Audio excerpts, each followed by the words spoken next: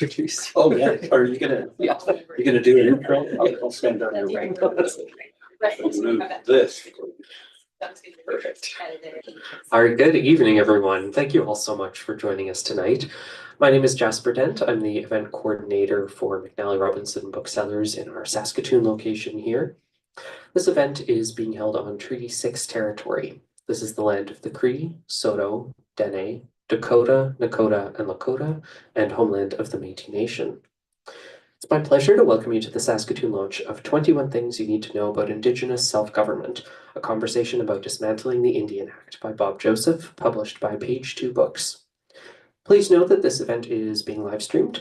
Just be aware of the web camera up to your right here. It'll only be focused on the front sort of faux stage area. I'd also like to encourage you to silence or turn off your phones for the duration of the event. If you'd like to purchase any of Bob's books, we have them up here on the signing table and also on the desk by where you first walked in. And you're welcome to get a copy signed before you purchase it. We just ask that you please remember to stop by the main cash desk on your way out. Thank you in advance.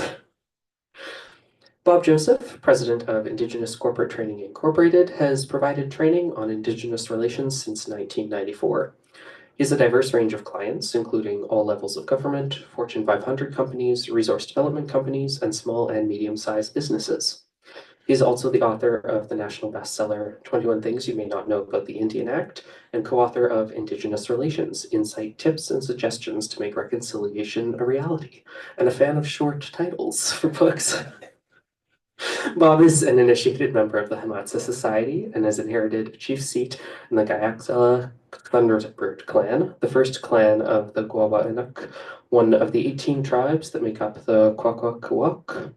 His chief name is Kaksamala which loosely translated means whale who emerges itself from the water and presents itself to the world. Everyone, please give Bob a very warm welcome.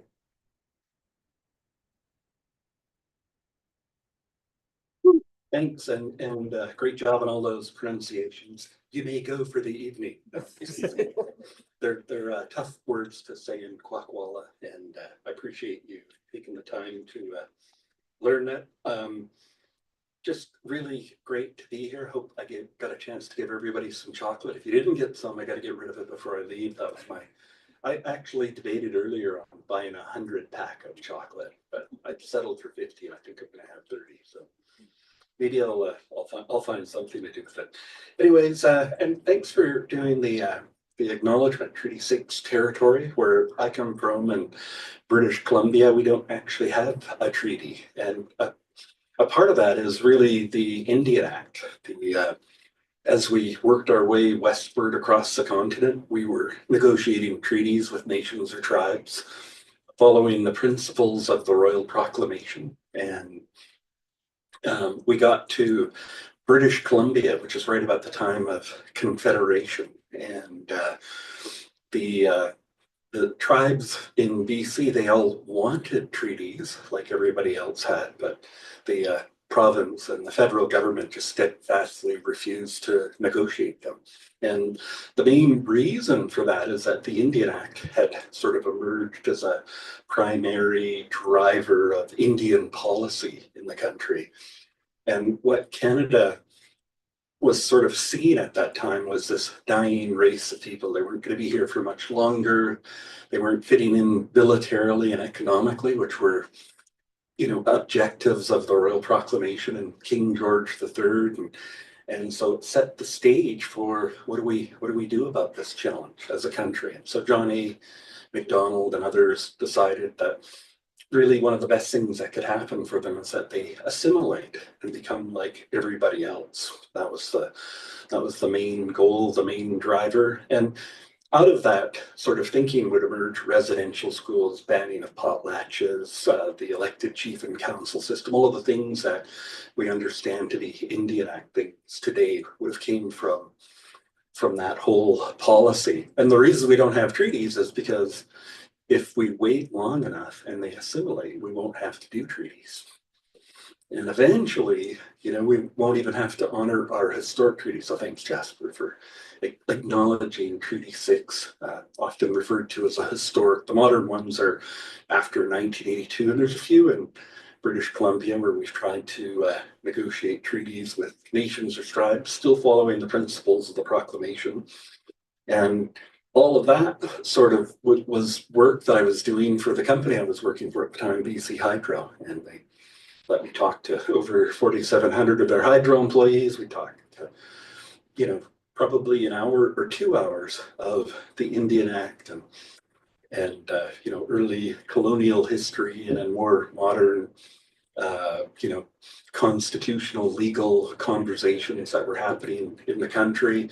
And we also wrapped it up in a business case at BC Hydro. We wanted our employees to understand sort of here's where we've been, here's where we are, and here's what the future could look like. And for many of the industrial developer clients I have, they're really starting to realize, yeah, if you want to do stuff, you got to have a relationship with the Treaty 6 people or the Treaty 8 people. And so that's where I started to do this work. And I should say I didn't join BC Hydro to do this kind of work. I just joined to start at the bottom and claw my way to the top like everybody else. And my first assignment was human resources, and talking later on in my second assignment to the happy 2% of our customers who didn't always think we were doing such a great job. Moved into the corporate group, spent some time in really financial services, doing accounting and working with this antiquated accounting system that we called BMS, Business Management Services or something, mainframe application. And what I'd learned early in my career is if you know how to use that, anybody would hire you for any job in Hydro because it was so awful to use. So it was my career goal, and I was able to bounce around. But in 1994, I bumped into a manager for Indigenous relations at BC Hydro. And outside of some elevators, she asked very quickly if I wanted to put on presentations for the employees, which I agreed to do. And that really has led me here to today. We talked to originally 4,700 Hydro employees. And like when I'm spending time with you this evening, I will tell you what I told all of those groups. This is an opportunity for you to learn a little bit about the Indian Act and self-governance and Indigenous issues. I think I've heard most of the questions in my long career at this point, starting in the mid-1990s at BC Hydro, and this is a safe space where you can ask questions. In fact, I always used to say, Jasper, this is, I'm going to assume after this little segment here that you would, if you had time, you would say, Bob, what do you say to those people that say this in front of your question? Because we really do want people to sort of dig in and try to figure out some of the very complex issues of the Indian Act and dismantling the Indian Act, and what that means, what that looks like, will it work, all of the questions.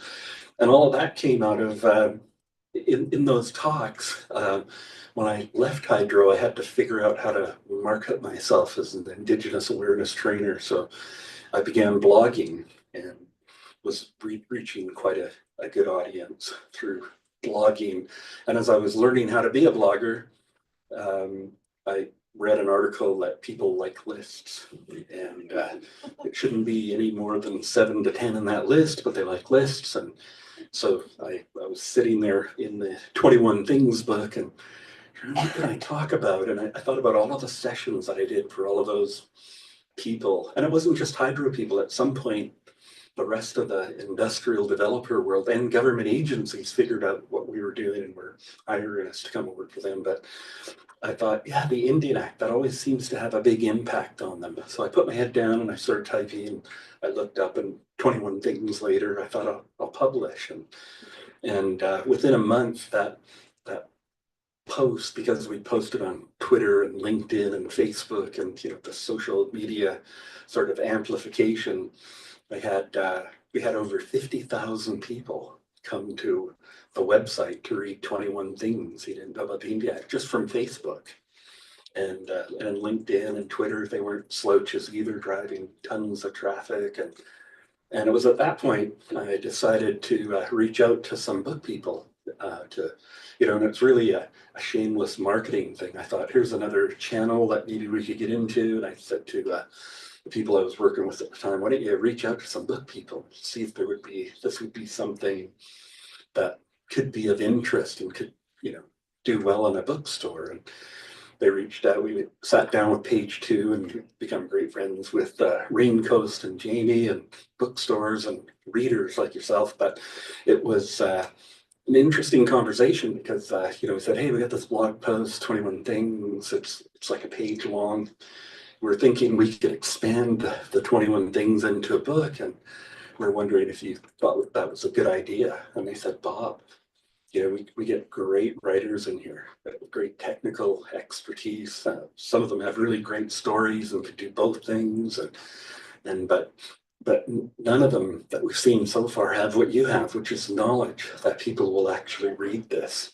And they said, we think you should publish. We think it'll go viral in bookstores, and it'll just take a lot longer than it did, obviously, on Facebook. So that's how we find ourselves here this evening with both of those books on the bestseller list last week, Toronto, the Star, and the Globe. So I'm like, I'm a pretty happy camper for a shameless marketer, but along the way it has become important work.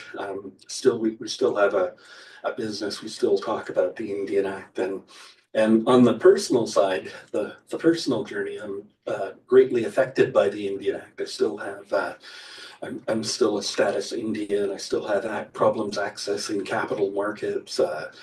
I'm a hereditary chief. I've inherited a chief seat. So I have a chief's name, but I haven't had my inaugural potlatch. That's something that's going to come up in the next, hopefully, couple of years.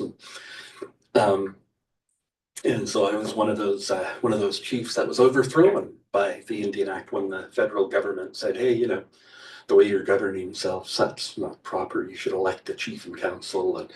And so when we think about the band chief and council system today, if you have 225 people, you're allowed one chief and one council member under the Indian Act, and you're elected for a 2-year term, but you could negotiate something a little bit longer, maybe 3 years. And the really big sticky point is you're elected by your people, but you're accountable to Indian affairs. So they've always had this challenge with the Indian Act. And that's really at the heart of what we're trying to get to and having this conversation about dismantling the Indian Act. It's been around for 150 years. Next year, we're expecting a lot of chatter in the country. So they're part of the vanguard of the conversation. Next year, we think it'll be quite a big conversation. Certainly the communities I've talked to will be talking about what can we do. And certainly after the first book, 21 Things, people were always asking, like Marie this evening, what can we do about it? Can we get rid of it? Will it work? Those kinds of really interesting questions. So it sort of opened up the door to this idea. Maybe we should get involved in the conversation, try to do something about it. And I was telling Jamie years ago, I had this, the kids were still kids, and we were on our way to Florida to go to the Magic Kingdom, Disney World, as opposed to Disneyland.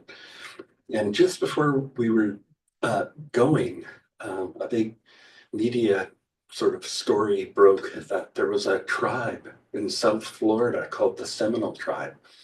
And the Seminole Tribe in South Florida had just bought the Hard Rock Cafe international gaming and food chain.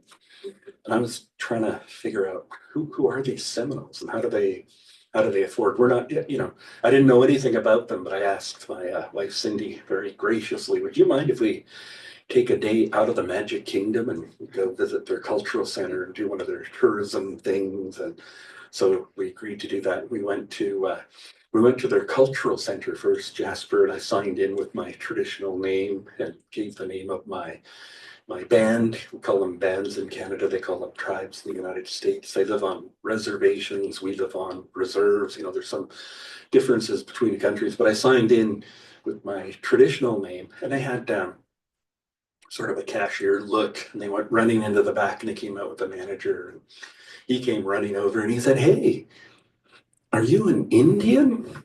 And I said, "You know what? You can call me that. We go by First Nation. Never mind. Yes, I'm an Indian." And he said, "Would you like a tour?" And I said, "I would love one." It's the whole reason I came here. And he gave me like the backstage pass, me and the family. And I couldn't wait long enough to say, "So how many Seminole people do you have here?" He said 1,200.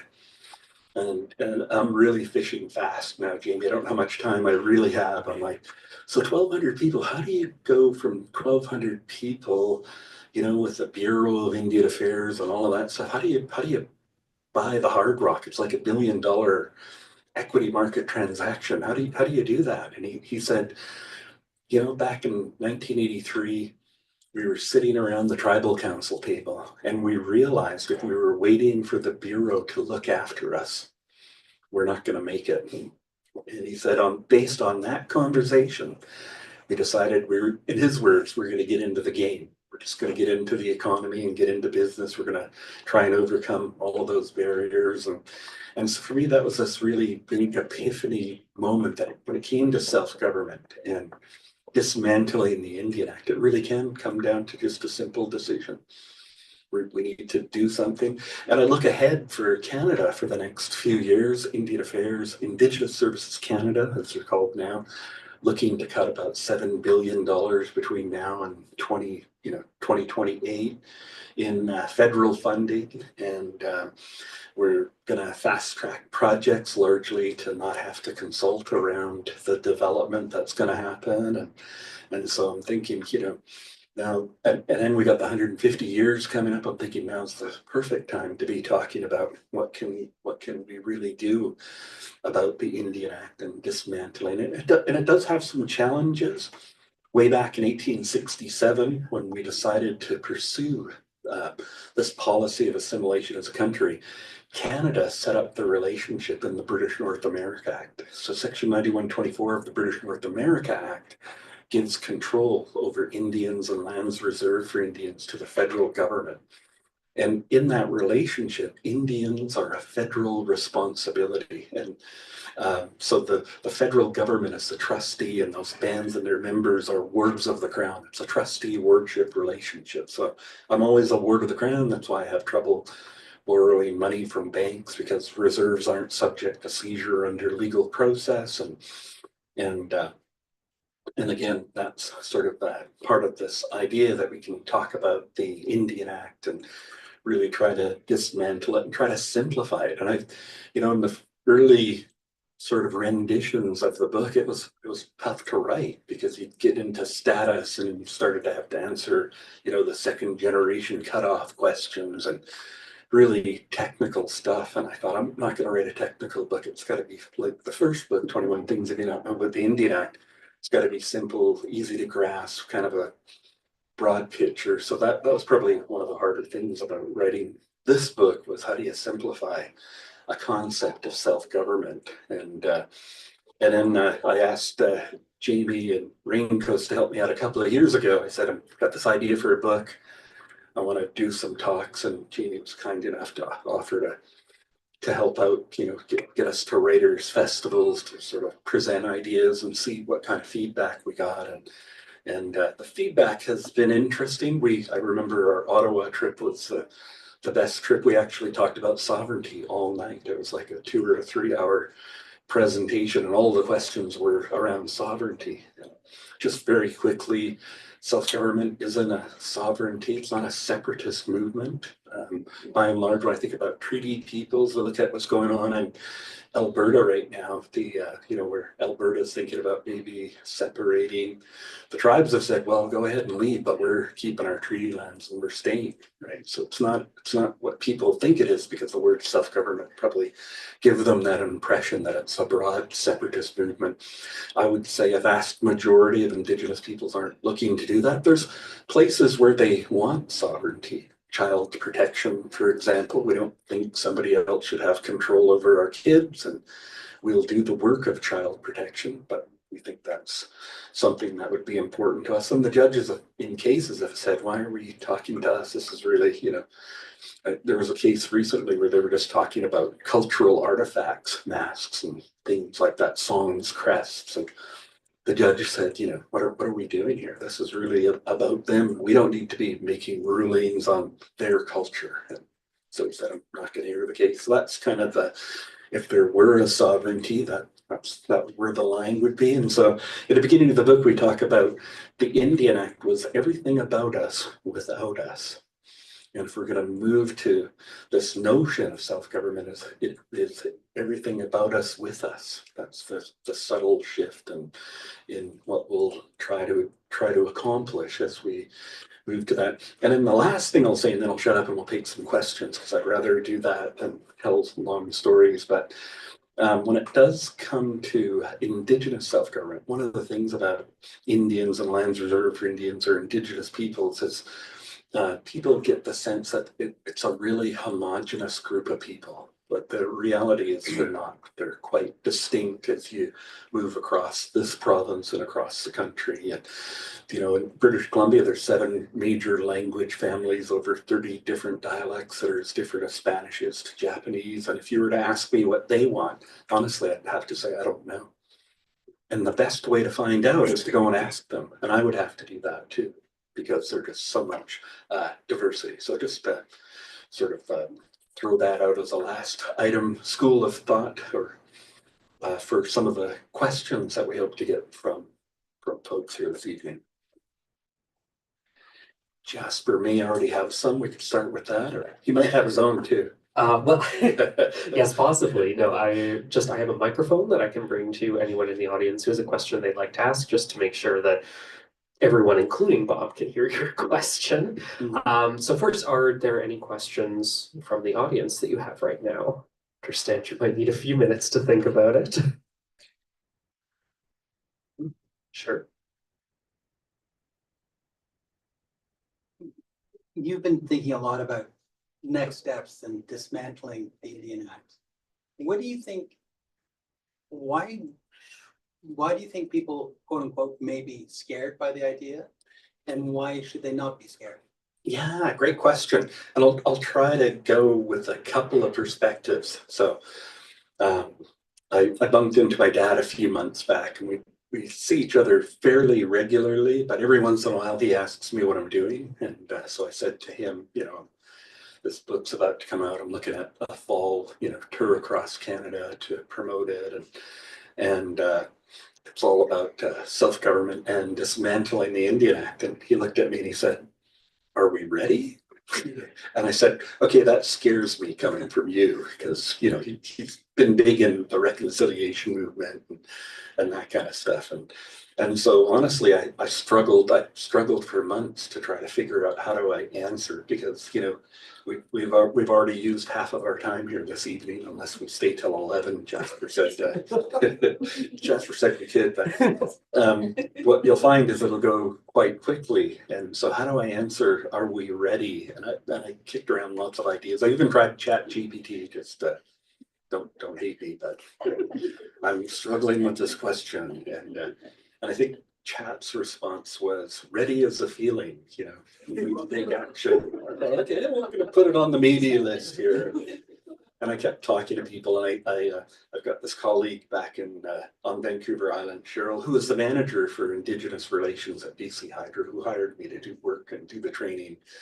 And I went to her and I said, "Hey, Cheryl, I've got this challenge. I've been thinking about it. I've got a bunch of ideas, and I think, from the Indigenous people side, are we ready, is probably going to be the one that they're going to struggle with." And I'm just wondering if you have any ideas about how we might talk about that and show, Bob, Joseph, we've been self-governing for about 10,000 years. I don't think that's a problem. We continue to self-govern. We still think about the world out there. Treaty 6, if I was from here, as our territory, and we look after it and protect it and do all of those kinds of things. So I'm like, good, okay, I can definitely build on that concept of, it's just something that we've always done, and we're looking to make some changes to get back to that place. Because remember, in a way, all across the country, the Indian Act and putting people on reserves was about separating them from their broader territories and their lands and resources. So that was something. To get to self-government, we're going to have to move beyond the reserves and get involved in the economy, like the Seminoles did. We'll figure out how to work on that piece. The other piece, and I did I talked to a youth group in Ontario, and they had questions, and I think also from the community side was this notion that the Indian Act looks after them, that they would lose if they moved away from dismantling the Indian Act. And so, in the book, we try to address that because there are benefits. They might think of maybe taxation exemptions if they're able to work on reserve lands or healthcare or education or any of those kinds of things. But what they don't often realize, Jasper, is there's restrictions that, because you get a tax exemption, it sounds like a really good thing, but try to borrow money to buy a car.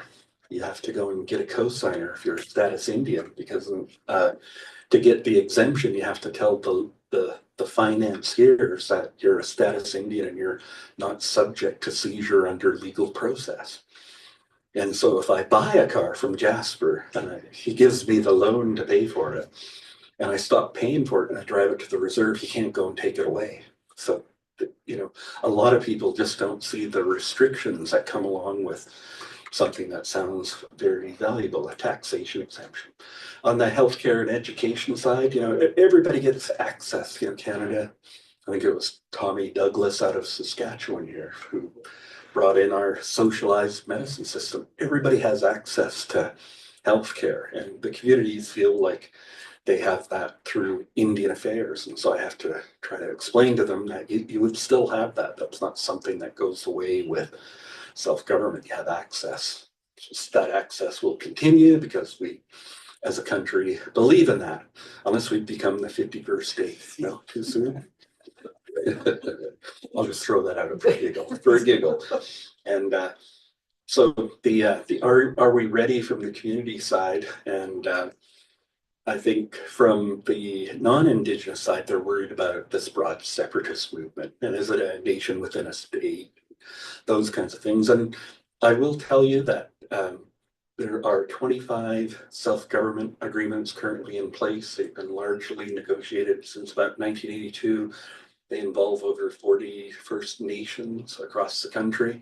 The problem with all of that is it sounds really great, Marion, but there's 600 plus First Nations, and we've only been able to sort of cover 45, so it's not moving fast enough, And we need to try to do something about that whole piece. And from an Indian affairs perspective, whenever they hear self-government, they feel like they're going to get off the hook from the fiduciary duty. In fact, we go back to the 1969 white paper policy paper. Trudeau and Chrétien were tasked with what to do about the Indian Act.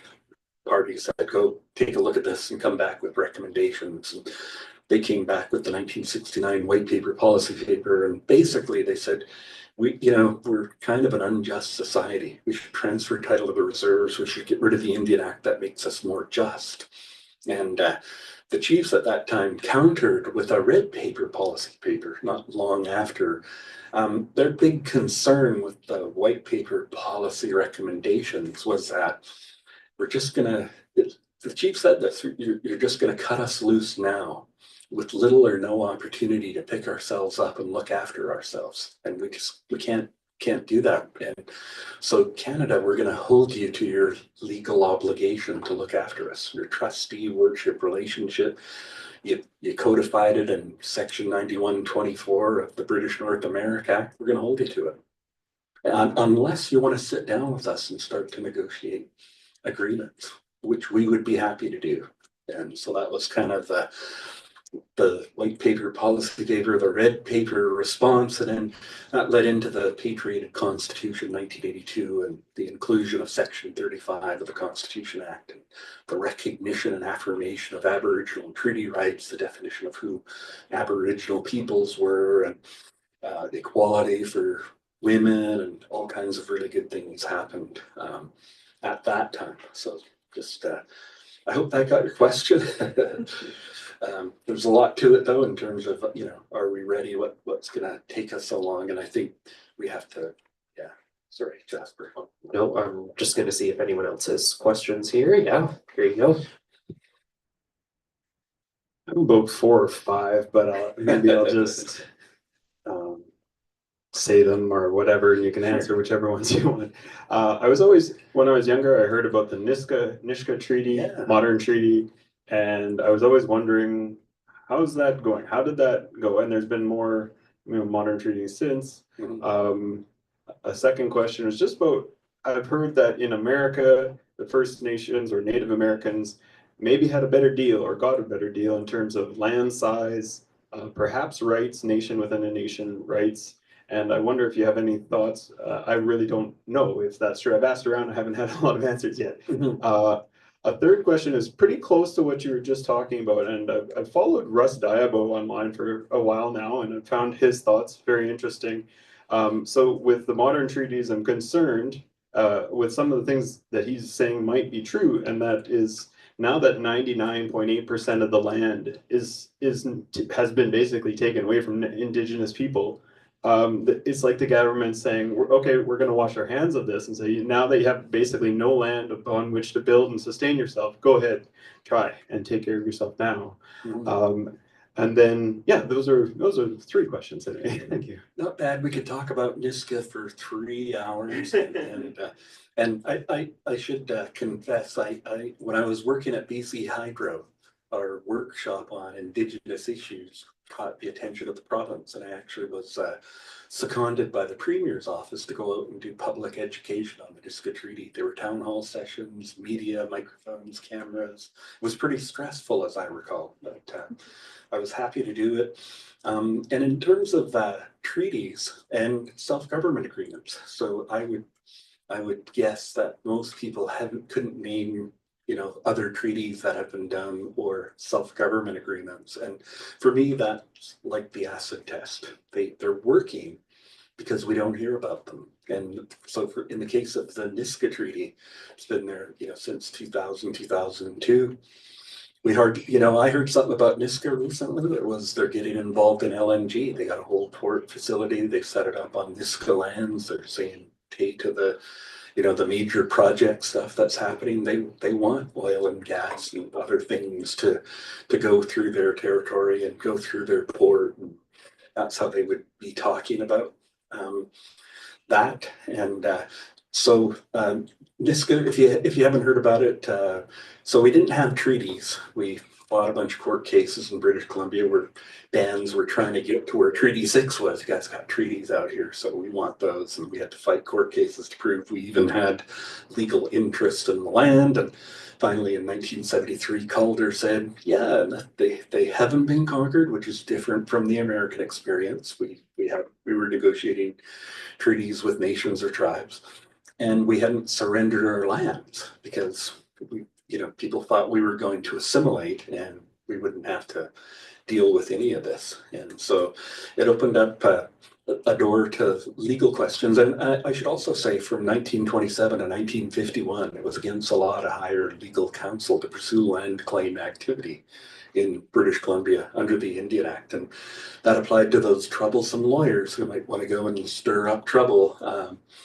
So at times the Indian Act reaching beyond Indians even. And so the Niska Treaty, 2,000 square kilometers of lands and resources, and about $198 million in cash.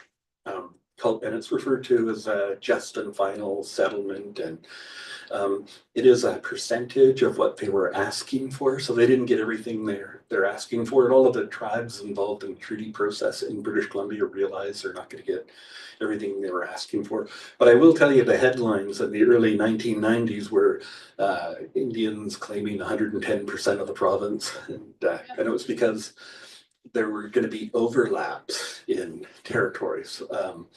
We had relationships, complex relationships with neighboring First Nations. We're the Hulkaminam on the east coast of Vancouver Island. We're negotiating arrangements and intermarrying so they could access each other's resources, right? And so the Hulkaminam wanted to access the Fraser River for sockeye, and the Stalo people wanted to access the Hulkaminam territory for shellfish harvesting. They both had very valuable resources, and if they intermarried and had treaties amongst themselves, they could go back and forth in safety, and they both get what they want. And so along comes a modern treaty process that somebody designed without us, if I dare say.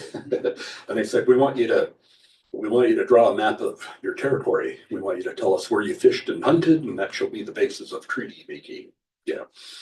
And it's like, okay, our territory. Well, we do live here in Chemainus and Duncan, but we had these relationships over here, so we better include those. And then you had both sides putting down on the map. And so the number 110% was always pretty light, I thought, it's way too light.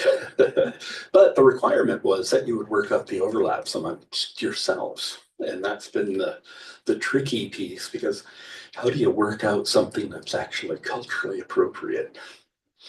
That became the real, it's like a barrier, a psychological barrier almost of, yeah, we're not going to work out this overlap. And then there were other neat issues around the start of the treaty process, early 90s. One of the things, and this is with self-government and treaties, doesn't really matter. They try to find these processes to help get things through, but everybody agreed, if we're going to do these modern treaties, we need to come to the table with no preconceived conditions. That was the official political position of the First Nations Summit, the province, the federal government, which was great. All right, we're all sitting down talking. It's not me showing up and saying, Jasper, you're getting 1% and just killing the negotiations. We're really going to try and just open it up to the ideas. And so no preconceived conditions. But I don't know if you know this about legislative assemblies. There's the people that are elected to be the government, and then there's the loyal opposition.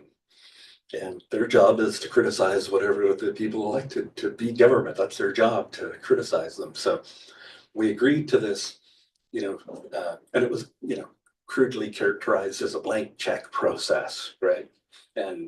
And the loyal opposition did what it was supposed to. So is this like a blank check, Jasper? Are you just going to give them 200% of the province? And what is the provincial mandate?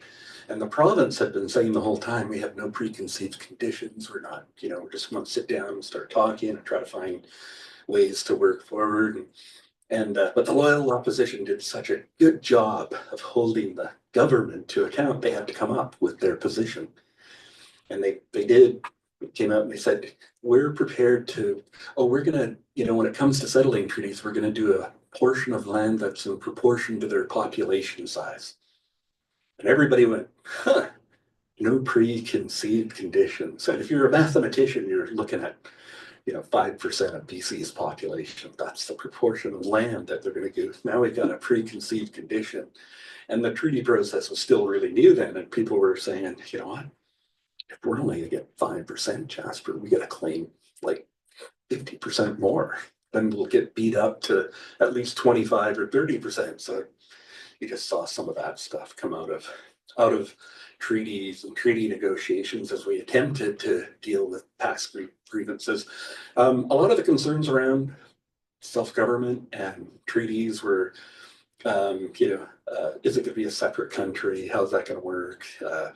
But a lot of the messaging that I was sharing with people was there's still going to be a criminal code. There's a Charter of Rights and Freedoms, which will apply. The NISCA, though, were reaching into the law as they were reaching into healthcare, housing, education, forestry, mining. They were reaching into everything in these nation-to-nation negotiations. They said, criminal code applies, but we want a NISCA judge to sit on a NISCA bench. And so I went and found out why. Why would they care? There's such a small group of people, whether they get to the point where they can pull down and have a judge and what that would look like. And in the treaty, they actually said it'll be the NISCA judge will be selected from the provincial bench. So whatever you had to do to become a judge in the province, that was their choice of justices. I did talk to them a little bit about it to say what's the thinking behind a NISCA judge sitting on a NISCA bench, and they were looking at crime.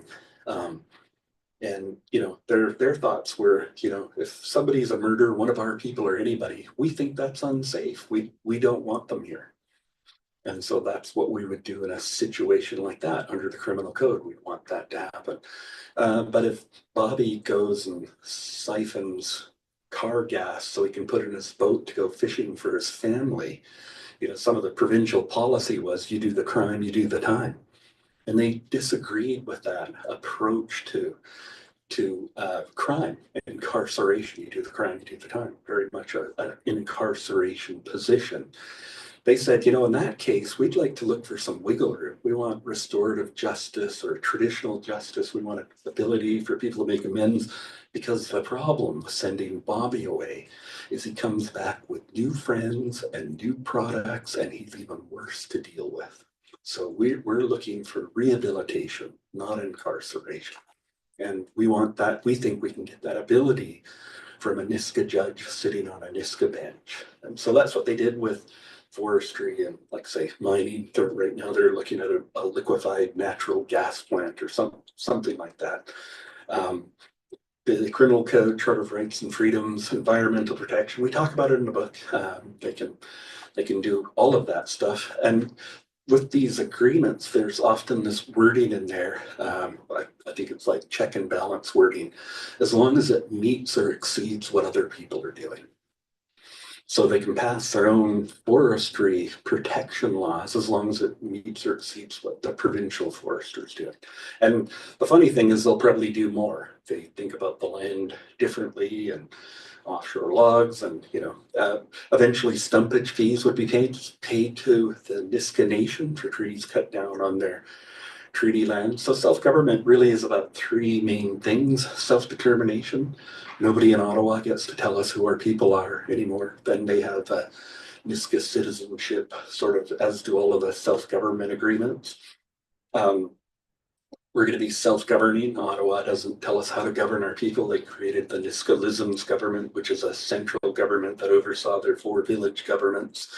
The big change was now they're elected by their people and accountable to their people, not to the federal government under Indian Affairs. And then self-reliance. So they're looking to break free of the dependency relationship. And that's the benefits we were talking about earlier. People think there's benefits, but it's really it's not a helpful thing. It's not designed to help them. So if I have a chance to spend with Indigenous peoples, it's not there to help you. It is doing what it was always designed to do. It's going to troll you and your kids off the list. It's going to cut back funding. That's what it's designed to do. You can't change its purpose. And so, that was part of I was trying to think about how do I say, are we ready? If ready or not, it's happening. When I started at BC Hydro, the statistics were 48% of Indians lived on reserve, 52% lived off. By the time I left Hydro, it had changed. It had gone 40-60.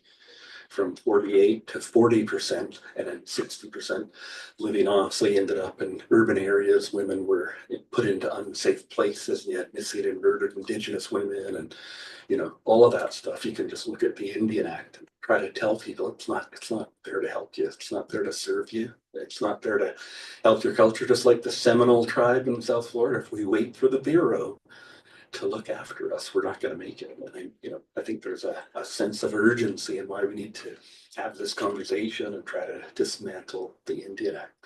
I hope that helps. Does that get, I think, the questions that you had? Oh, and Russ. So they did get a smaller percentage, than Russ. I think he's a great leader, Mohawk, if I'm not mistaken.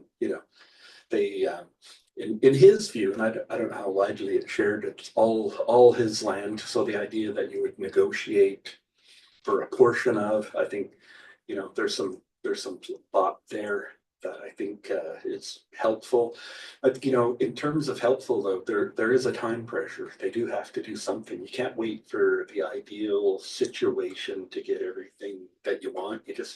Culturally, they don't have enough time. If I look at languages, Cree being one of the strongest languages in the country, less than 50% of Cree people speak Cree on a daily basis. Any linguist will tell you you're running out of time. The clock is ticking. You're at risk of going extinct. And in British Columbia, a lot of the tribes are down to 6%, 7% language. So it'd be nice to hold out to get everything, but I think there's some pressure there on the communities who are making these deals, who are different than maybe where Russ comes from, to say, hey, we can't wait, we got to do something now, and we'll just, we'll figure out what to do about that other stuff later. So some great questions in there and ideas and concepts, I think, just food for thought. Yeah, you can't wait. Some people are saying, let's move. The Niska have done a great job, I think. They, and we don't hear much about them. So it's good. I think that, to me, is what is working. When you don't, if it wasn't working, we'd definitely hear about it. Yeah. All right. Do we have other questions here?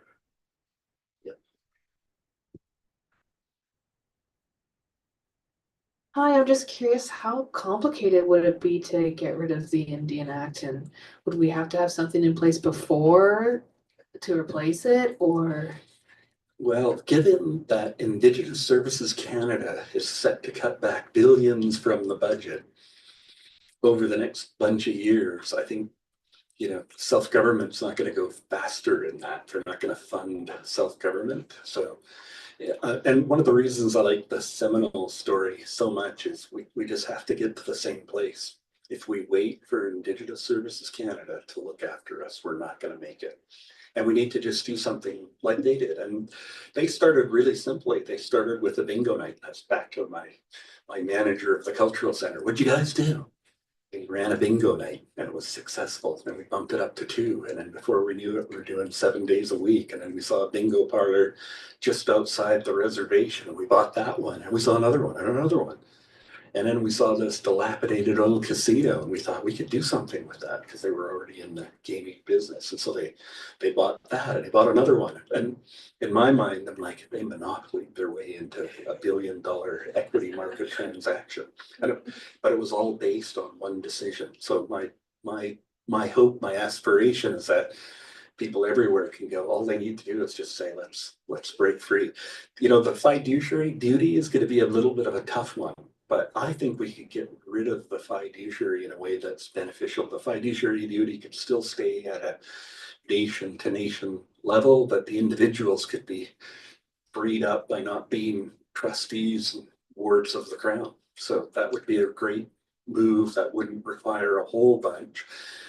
In the book, we talk about, I had a chat with Manny Jules, who's kind of the tax man for Canada, the Indian Taxation Advisory Board. And I asked him for a sort of a testimonial for the book and if he'd read it. And he wanted to spend a whole hour with me. I was like, wow, he wants to talk. And he said, Bobby, I'm working on this thing I've been working on. And he's the one that's been instrumental in bringing the First Nations Land Management Act and getting tax codes on reserves so non-Indigenous peoples could live there and pay taxes and work there and pay taxes to the nation. So the self-reliance piece, rather than waiting for a generous Indian affairs, they're saying we need to run the table and look after ourselves and buy businesses and be in the space of tax. So we've got this periodic stream of revenues that we can borrow money against to do healthcare, housing, education, all of those things for our people and community. And so he wanted to chat for an hour. He said, I've been working on this First Nations resource tax, and it would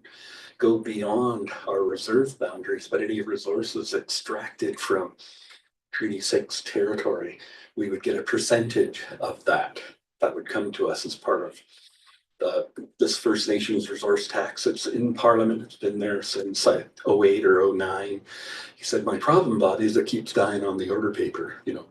Government changes, it dies. I said, what do you think I can do, man? And he said, if you get a chance when you're talking about this book and you're talking to the parliamentarians, tell them to get all party support and make sure it survives a change in government. That he said would be helpful. It just needs a little bit more time to get it out the door. And he said that would be, so if you talk to the government folks and the parliamentarians, give us a plug, all party support, try to get it done. So that could be as complicated as it would be just try to get all party support and move it along that way. Yeah, I hope that helps. It's a very short answer to a really good question. Do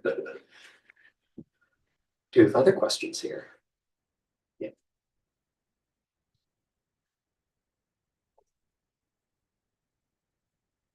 I just wanted to touch on, you talked about the three key pieces, which is self-determination, and under that you talked about citizenship. And I think that has been a key issue amongst self-governance, because in all of the self-governance agreements to date, there is no opportunity for a nation to have that control over who's a member.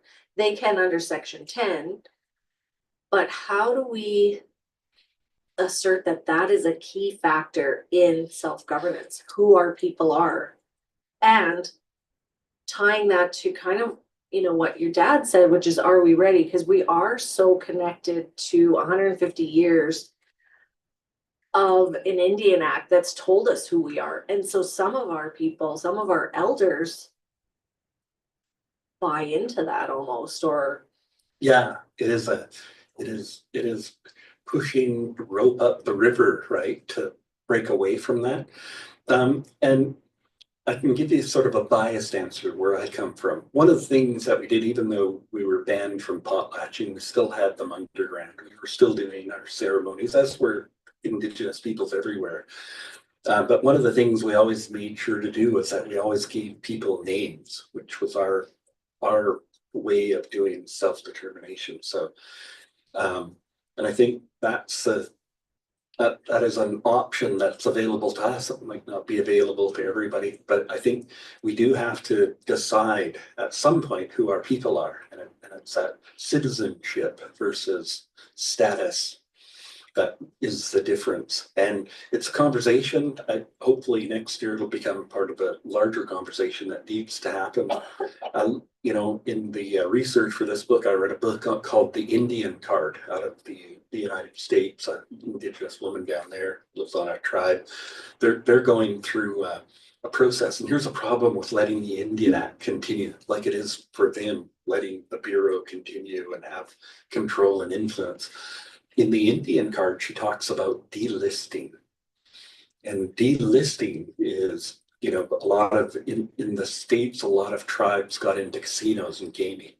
And a lot of revenues have come out of that. And they provide a share of those revenues to each of their community members, you know, and that's how they sort of ratified treaties. And I had talked to one casino group in the States just across the border in Seattle, and they said it was kind of a mistake we made. We kind of bought their support for our gaming initiative, and now we've become the Bureau. They're expecting us to give them the annual stipend every year, but even with that, you know, their bigger problem is this delisting problem, which is now they're going back and looking at the Dawes rolls and other things, that blood quantum Dawes rolls in the history of U.S. Indian policy. And you know, if you've got a community of 1,500 people who are sharing, you know, $100 million of casino revenues across a community of 1,500 people, it goes a lot further if you have 1,200 people. So they're actually delisting. And it made me think about my own experience here in Canada. It's the same thing where you have 40% living on the reserve and 60% living off. We're not doing it the way they are and for the reasons they are, but we're losing people. And so that for me is a big challenge. Delisting, we don't call it that, but it's happening. And so how do we, you know, really, if we're going to have a citizenship conversation, how do we look after all of our people, not some of them? That's, I think, a true cultural value that comes out of the collective that are Indigenous peoples. And we just need to have that conversation sooner than later, because it just keeps getting more and more entrenched and becoming a bigger problem. How do we break away? So in our case, you know, we're still giving out names. That's the important piece. We still potlatch to give out names. In fact, I'm organizing a potlatch, hopefully for next year. The very first question was, who are we giving names to? That was our citizenship piece. And so we immediately start thinking of all of our nephews and relatives and thinking about names and what they could get. But I think for any self-government agreement, I think they bring in citizenship.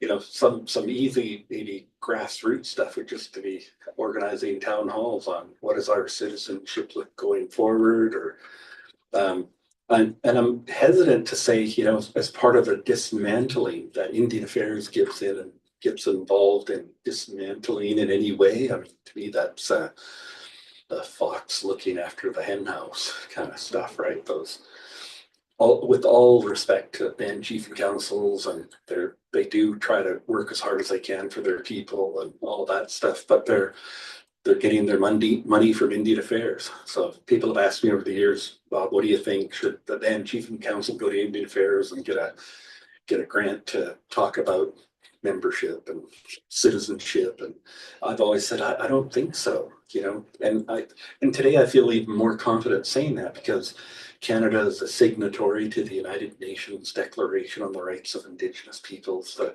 principle for consultation is this idea called free, prior, and informed consent. And the free, when you look at it, means free from outside influence and coercion. And it's hard to be free when Indian Affairs pays you your salary and gives you the rules that you govern by and tells you what you can do with the money.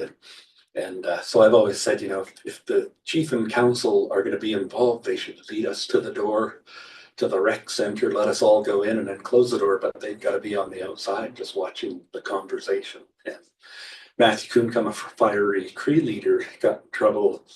You know, he got in on the basis that he would, from Quebec, he would take on Indian Affairs. And it was really great, great rhetoric. The Chiefs elected him. It was quite a big victory. You can go read about it in the Globe, and we cited it in the book as well. And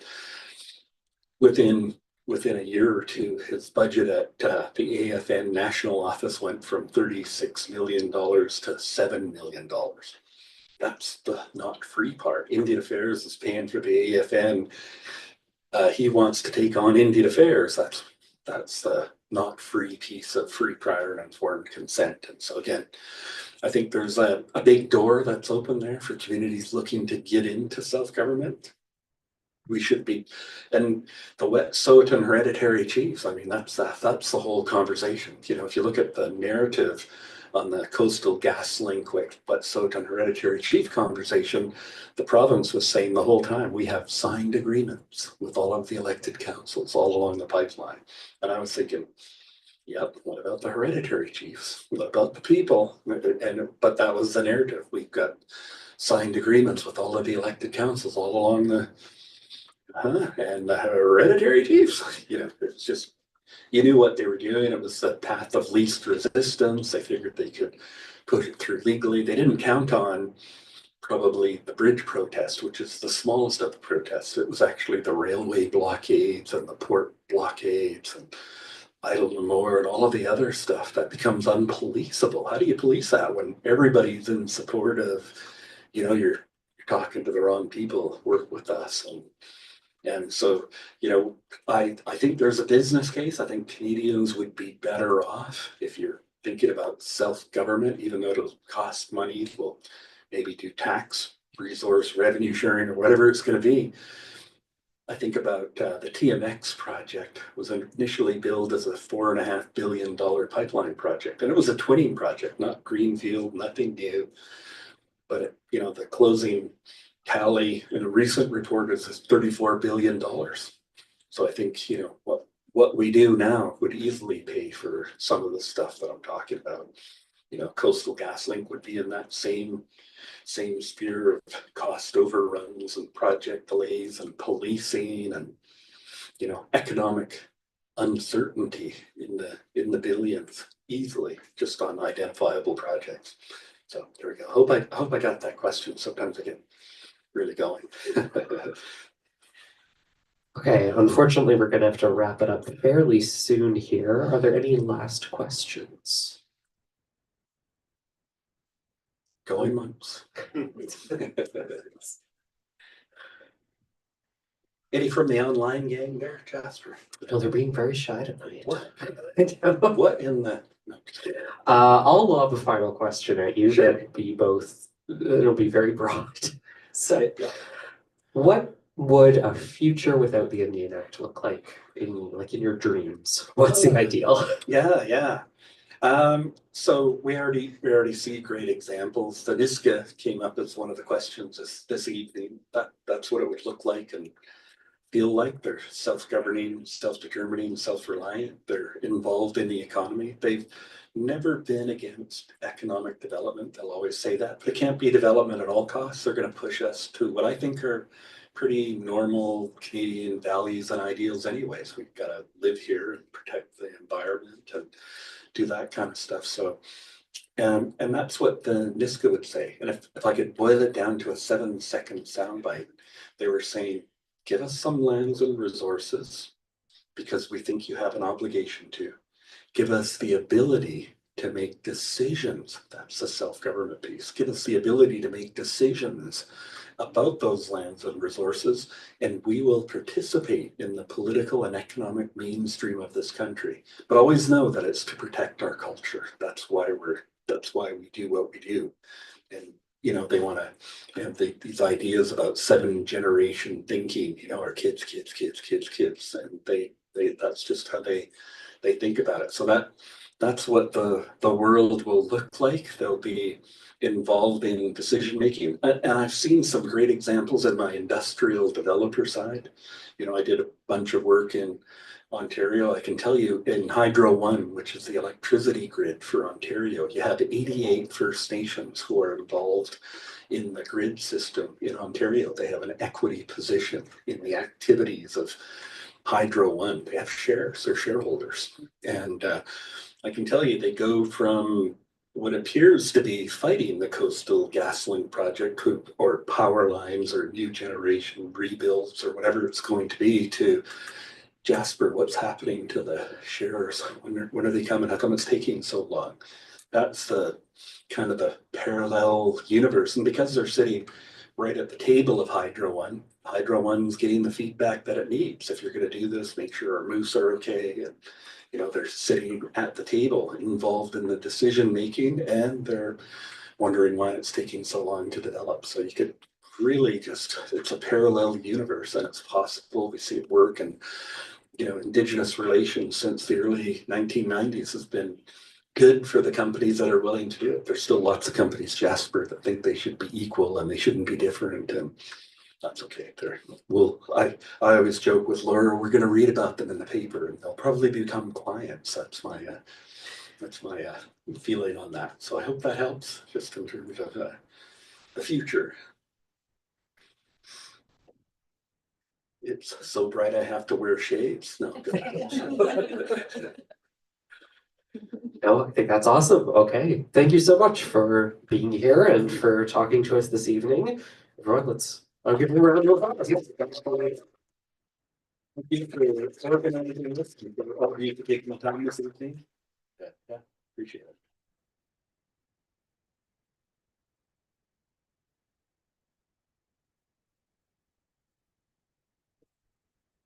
And if you want signed copies, we'll just be